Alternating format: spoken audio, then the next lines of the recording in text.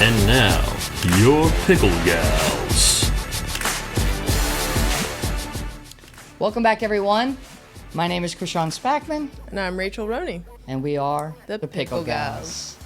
So, again, welcome back. It's hard to believe. This is actually episode 4 already. Wow. It's kind of crazy. Halfway through season 1. Absolutely. So, last time we talked a little bit about coaching and the journey and what that may look like. So hopefully you caught that and enjoyed it. We've had some great feedback.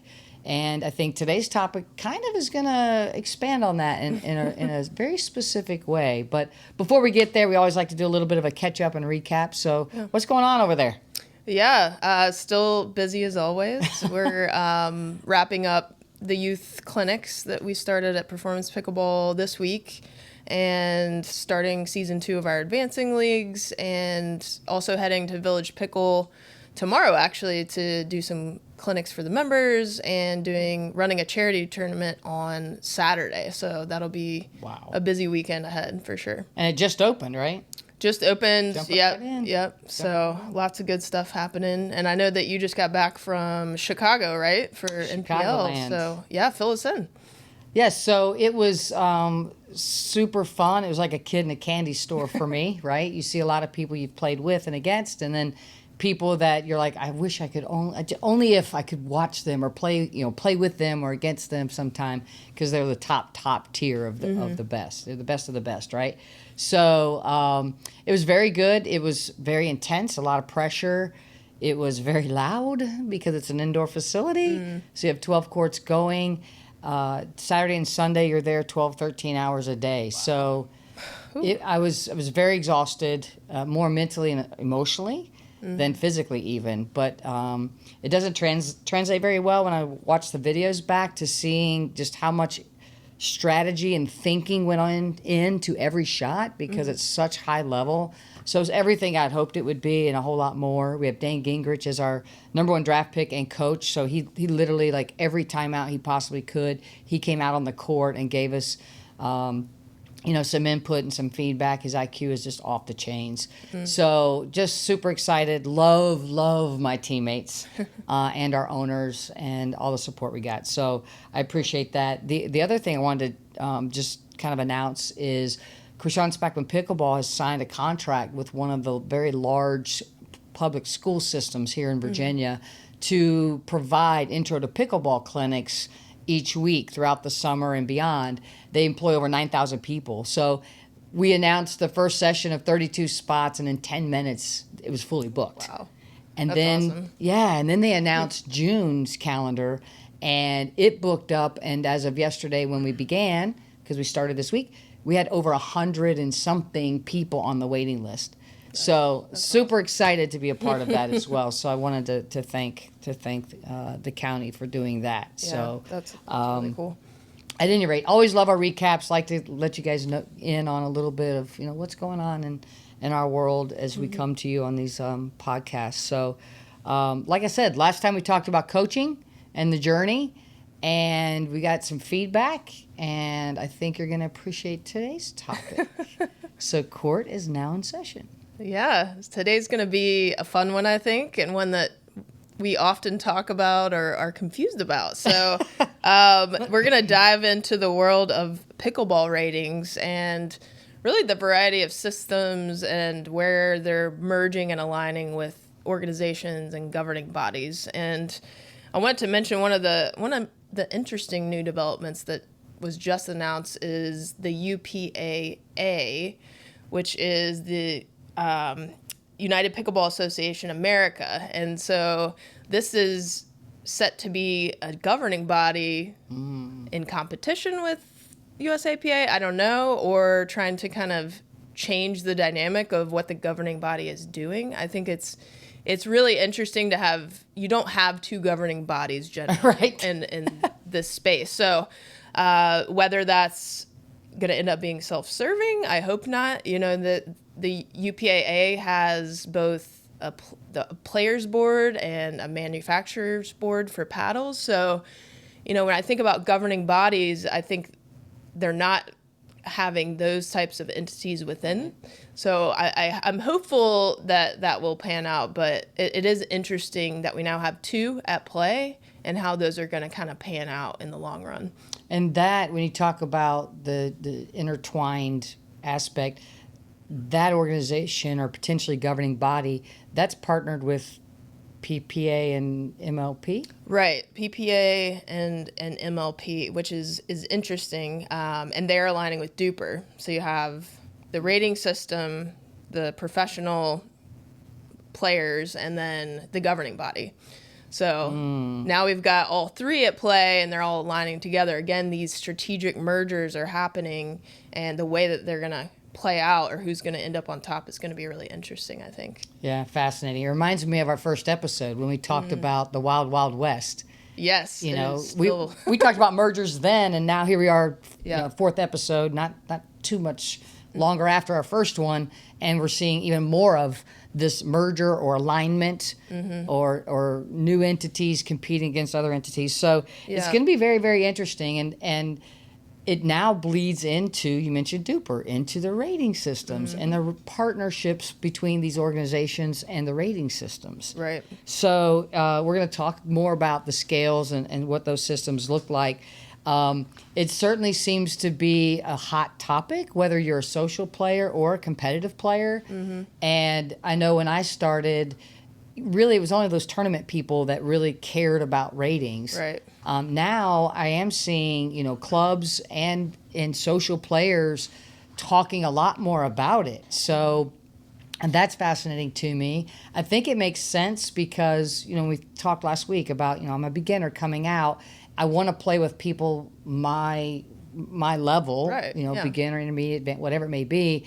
And so maybe we're seeing it because if I want to play with people my level, it makes me almost think that I need to know what my level is.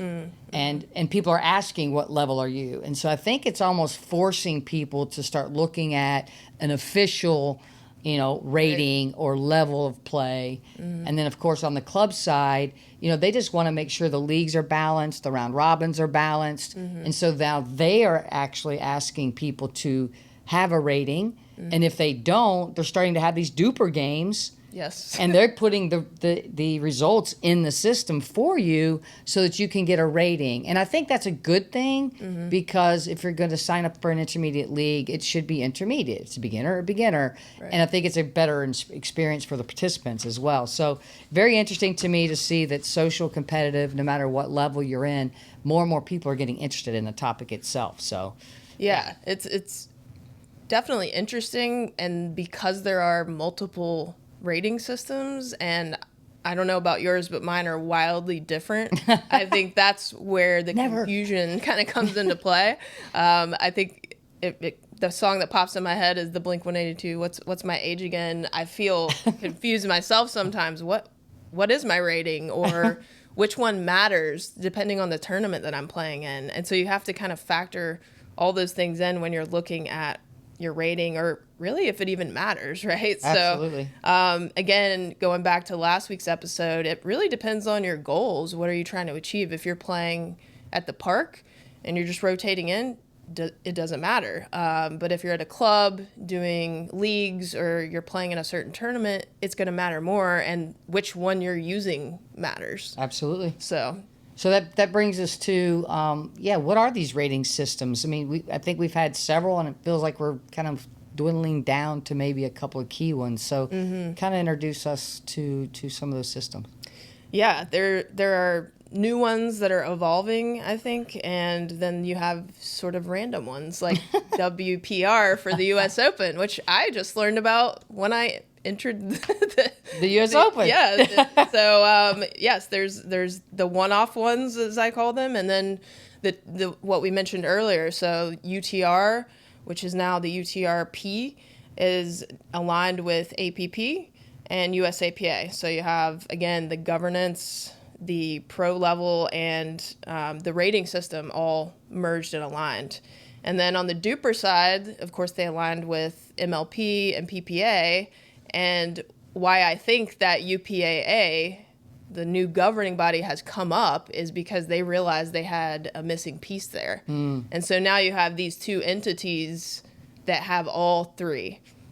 So which one is Who's gonna win? Yeah. How do you coexist? How do you coexist in that? Because Or do you? Yeah, maybe you pick one. And that's the one that you go with. So that's the interesting piece of each of these, I think. Yeah, certainly. If you think of basketball, NCAA, it's one organization, right? Now conferences may have some play, Variation. some say in that or some variation, but Yeah. super interesting. So when we think of these organizations, the rating systems, just to kind of help people, whether you don't know anything about them or you know a little bit about them. So there was the UTPR that was kind of, I don't know if you'd call it the golden standard, but it was like the one that it seemed most tournaments when you signed up for, that's what they based it on. So when you sign up for a tournament, you have to pick a level that you're going to play, and of course an age. So the UTPR was the one that was very popular, and things were based on. So this, and we're going to get more into the details on these systems, but so now this UTRP, which is really founded from the tennis side, I believe, Right. or heavily UTR. influenced from there. Yeah. So the UTRP, so you're not getting too confused, is replacing, it hasn't done it completely yet, it's replacing the UTPR. Okay, so UTRP is replacing the UTPR. Duper is already out there, and it continues to revamp its algorithms and its ways of working, which, again, we're going to dive into. And then to recap, yes, the WPR, which I also was like, what is that? Is it a TV station? I had no idea what it was either, but when you went to the U.S. Open lottery this year, thou shall have a WPR rating. Absolutely. So I don't know where else it's ever used. But so those are kind of, again, the systems. The ones we're going to focus on today really is Duper. And Rachel, you're going to kind of walk us through Duper, and then I'll talk a little bit about the UTRP. How's that? Right. Yep. Cool. That sounds great. Because I think these are the two you're going to see the most moving forward because Agreed. of the alliances that have been made with the governing bodies and the pro level. So I'll talk about Duper. I'm probably the most familiar with that with my work. And of course, when you get a Duper rating, it's looking at, we're going to talk about the formula a little bit, your win-loss record. That's obviously a factor in that. And also whether you're putting in a recreational game. So if I'm going in and self sort of putting in those match scores, that's going to weigh less when it comes to my rating than if I enter a tournament or if I'm playing at a club in a league and it's a third party entering those results. That's going to weigh heavier. So when you think about which one you're doing, just understand that one will be more of an impact than the other. Got it. The rec counts less. So they're also looking at your match count, the number of matches that you have in the system. Obviously, the more that you have, the more accurate your rating is going to be, and the recency of those matches. So if everything you played was 3 years ago, that's probably not going to be as accurate. And so all of those things factored in. And even this week, Duper released a new reliability feature. Of course they did. Of course, yes. So now we have another number on the numbers. And so by your rating now at the top right corner, you'll see 1 to 100% reliability feature. And all that means is that's the confidence they have in the accuracy of your rating. And so those things are factoring into whether or not you get 100% or 50%. And I love that because you ran the USTA leagues last year here in Richmond, and I was a captain of our team, and I chose the people on the team, and one of them, we won't give first and last name, but we'll say Chad. Chad came on the team, and it turned out once we already played, I think, a weekend or something, but we looked it up, and it turns out that they pulled his rating, and it was a 5.0 rating, and you have a limit within this league.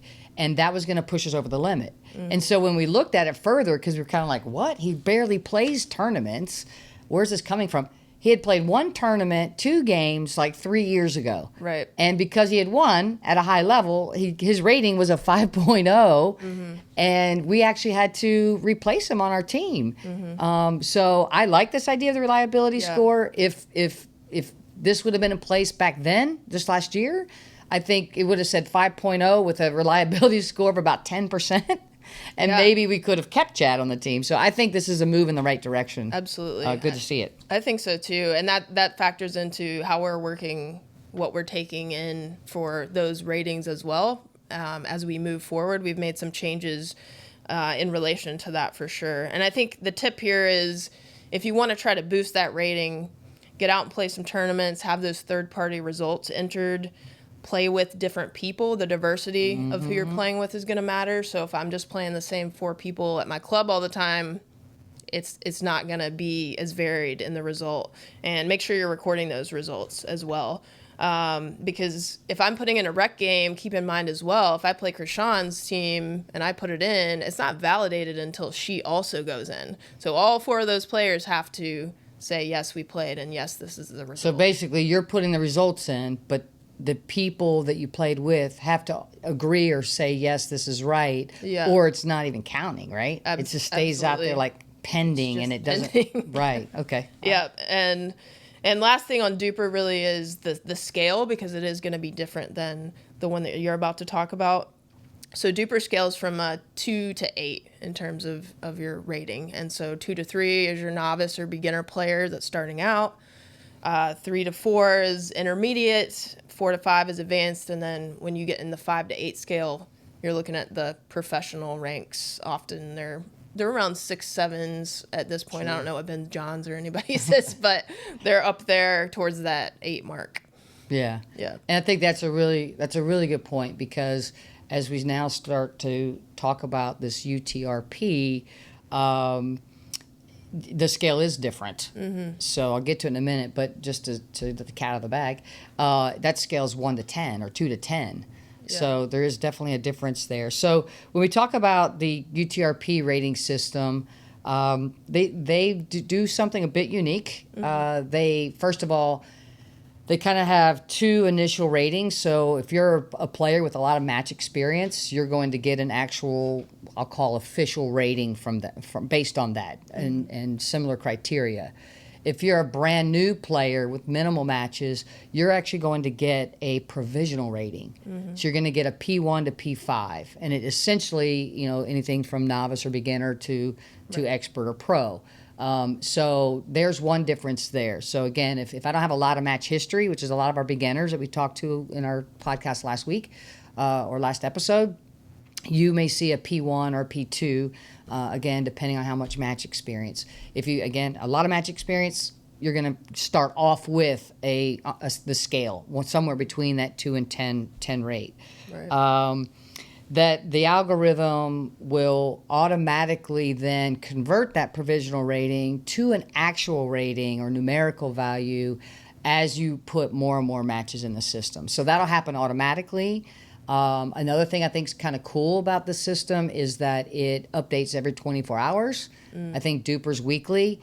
Duper is weekly. And with the provisional, Duper doesn't do that. But if you don't have a rating, it assumes you're a 3-5, which is interesting. Right. Yeah. I think what do we see about that? I think if you play against people and you record the match and they don't have a rating, Duper assumes they're a 3.5, which is to calculate your rating, your initial rating. So I think I like the provisional rating idea a little bit better, but there again, so give it time. Right. So if you get a high rating, see it drop, remember, they assumed you played against 3.5 folks, and once they actually do get in the system with a rating, maybe their rating was actually a 3, and that's going to affect when they recalculate weekly or what have you too. Right. But, so I do like this idea of a provisional rating until you have more matches in there. If we step back again to the scale, I find it interesting that the scale is 2 to 10.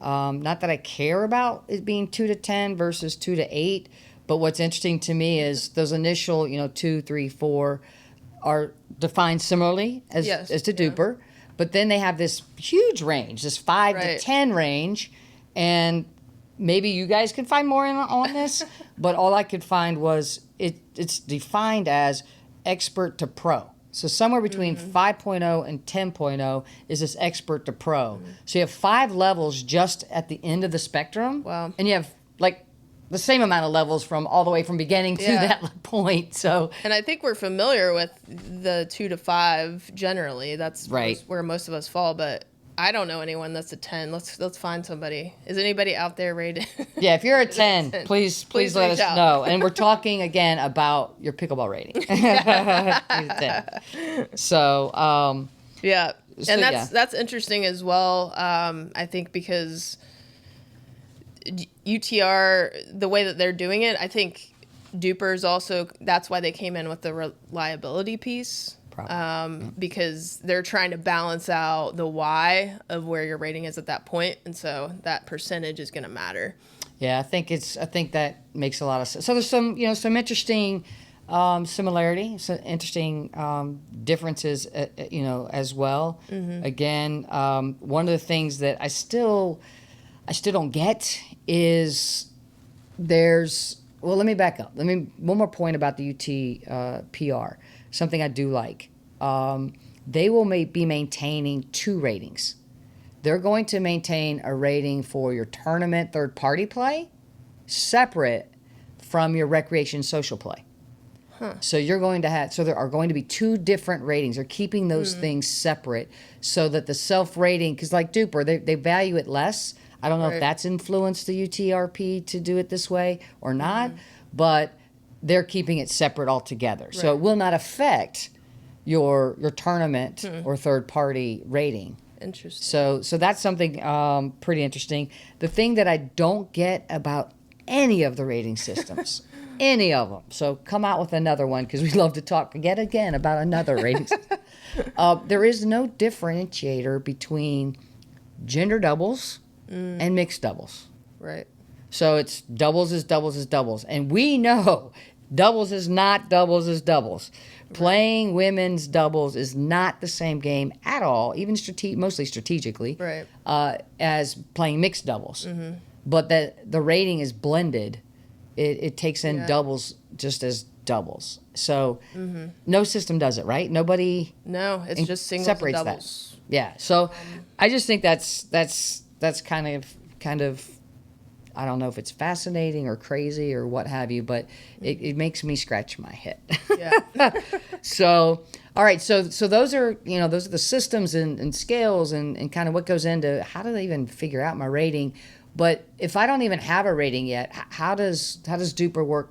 For example, I think they're similar, but how does Duper work how do I even get a rating or account? Right. What do I do? Yeah. Well, all of them should be free. And so for Duper, you're going to go to myduper.com and you set up that free account with your information. And then you just start putting in matches, validating them, whether you're doing it yourself or you're playing in tournaments. And it will start to fluctuate from there. Like I said, remember that non-rated player feature where it's assuming a 3.5. I think that is interesting for a beginner coming in at a 2530 level. Yeah.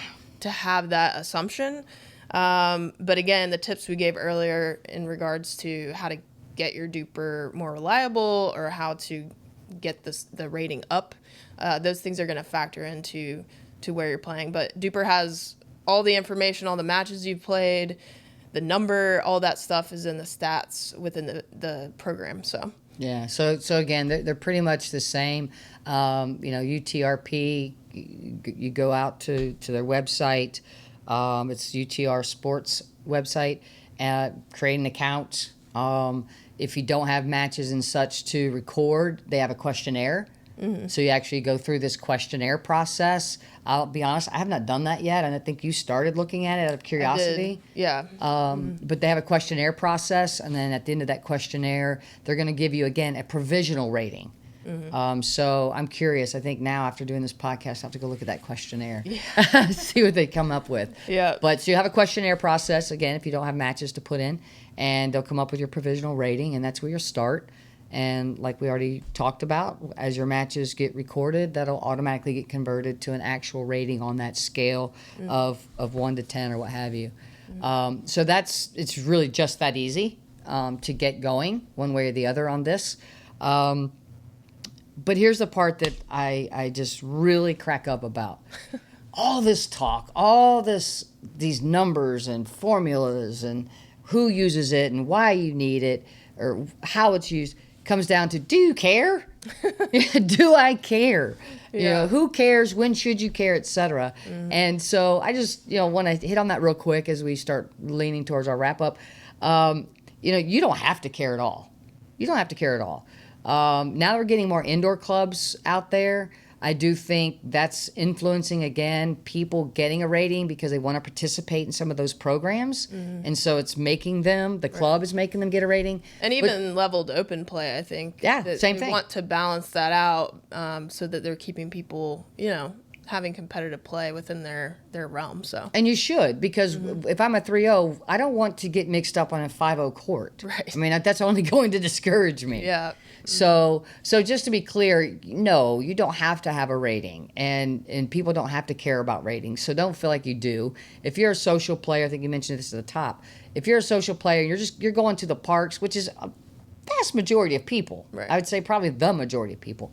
If you're just going out with friends and family and this whole social thing and having a good time, you don't need to go have a rating at all. You say, I've been playing for a couple of months. I've been playing for a year. There's your rating right there. Yeah. You don't need to care. But if you are going to join a club, just know that the club is probably going to ask you to get a rating. They can often help you get that one way or the other. And then, of course, if you're a tournament player or if you're playing the U.S. Open or you're playing nationals, you have to have a rating to do those things. And even that's looked at differently. For example, at the U.S. Open, you said they use the WPR. So if you're going to do some of these tournaments and specific ones, you do need to know what system they use. Right. Because there is an appeals process. So if you don't agree or something's inaccurate, you want to give yourself time to get that fixed before you have to go register. So Right. that's important. Yeah, I actually did that because I didn't know what WPR was, and I looked, and it was quite low. I think it was around a 3.5, and Wow. so you are empowered to reach out to these appeal processes within the rating system. So I reached out. I sent my most recent tournament results that I had in Duper, and they within the day bumped it up to closer to a 5, and because I didn't want to sandbag at the tournament. Right. Some people, I could have played 3.5, I guess, but I wanted it to be accurate so that I was playing at the right level. So don't feel like if you have a certain rating, you can't reach out and ask those questions and provide information to see if they can balance it for you. Right. And I think that's only fair that they do that. The other thing that I will mention is, again, other than we go back to why do ratings matter. Again, U.S. Open, it matters because that's how they figure out the lottery and where to put you. At Nationals, this gets really fun right here. At Nationals, if I go play a qualifier and I play, let's say my rating's 4.5, and I choose to play 5-0, and I win. So it's called a golden ticket at some of these events. A golden ticket just means I automatically get into the national tournament. So if I go win at 5.0, but my rating is 4.5, Nationals will put me at 4.5. I can't play 5.0. I have to play at 4.5. So now there is a process where you can, kind of give up your spot and go into kind of like a lottery and hope you get in at the higher level. But that's how that works. So that's even very interesting to me. So that's how Nationals and U.S. Open work. Just know that for all of the tournaments, this is why I think it's kind of funny when I think about ratings. All other tournaments, for the most part, your rating only matters in that you can't play down. Right. You mentioned sandbag. You can't play down. So if I'm a 4-0, I can't play in 3-5. I don't know why I'd want to either. But I can Get an awesome medal, Krishan. Oh, that's right. That's right. But if I'm a 4-0, I can play up. I can go all the way up to 5.0. So again, for the majority of tournaments, the rating still doesn't really matter other than you can't play down, you can't play up. And while we're on that topic, I might as well mention age. You can't play up in age either. So I can't be 10 years old and go take on the 50-year-old. I just share that because, again, for the majority of people, or at least the majority of tournaments, your rating kind of barely matters. And then for a few select ones, it's a bit of a unique situation and kind of does matter. Yeah, absolutely. And I think it just, as we wrap up, just know what your goals are, know where you're playing in terms of a club or park or tournaments, and just look into that first, and then you'll know what's really going to matter. And then you can kind of put away some of the confusion of of which of these am I supposed to be gauging myself on. Right. Yeah. Just cheat. Look at the tournament. What rating system do they use, and then go from there. Yeah. So, Absolutely. but again, you don't have to care, and then know what to care about if you do choose to go into some of these tournaments that we mentioned. So, so hopefully today we've been able to share or clear up some of the mergers and what they look like, what systems matter. Again, I agree with Right. you. Duper and UPTR or UTRP, I should say, are likely the headliners. Yeah. Other than the U.S. Open, at least this past year. And you don't have to have a rating to love the game. So I hope we have answered a lot of the questions that we've gotten out there. Or sent you down a new rabbit hole. or now you're even more confused. Hopefully that's not it. But hopefully we've kind of cleared some of it up and given you a little bit of a taste of how, what, when, where, why. And again, if you have any questions or anything like that, please reach out to us on our Facebook. You can, again, contact us, email, contact@thepicklegals.com. We're so happy to have you here. We're halfway through the season. Yeah. So with that, court is adjourned.